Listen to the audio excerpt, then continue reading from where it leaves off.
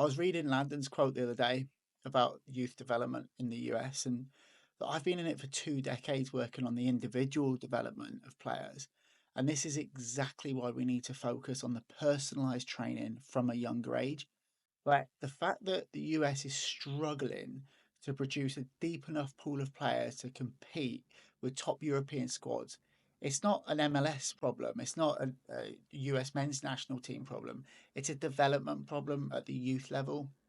In countries like France, Spain, Holland, England, you're seeing a wealth of players with technical mastery, tactical awareness, the psychological toughness. And that's because their development programs are holistic and focused on creating well rounded players.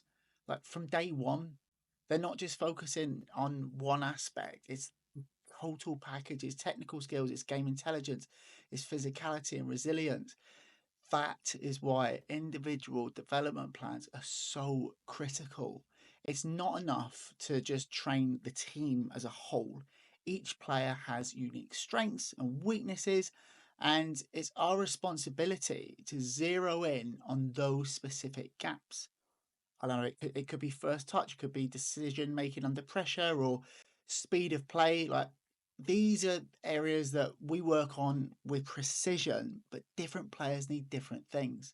So I think in the US, we need to create an environment where the challenge is leaving excellent players at home because we have too many good options, right? On both women and the men's side. But to get there, we've got to move beyond generic training programs and we've got to move into intensive, personalized training. Youth development should be about sharpening each player's game so that they're not just getting ready for college or MLS or NWSL, but they can compete at the highest levels globally. This is the challenge that like, I want to take on every day at Beast Mode Soccer, and it's why our methods are built around individualized growth. And Landon is absolutely right. Until we solve the youth development issue by focusing on each player's unique needs, we're not going to see a US men's national team squad facing the problem of having too many world class players.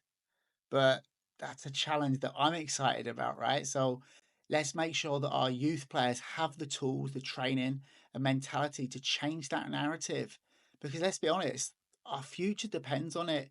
Like the women have done so well, and everybody's always talking about, yeah, the rest of the world's catching up. Good. I'm glad they're catching up because our women's team is getting better and better. We've got so many fantastic youth players coming through. The men's team have to follow suit. We've got to focus on developing that 360-degree total player.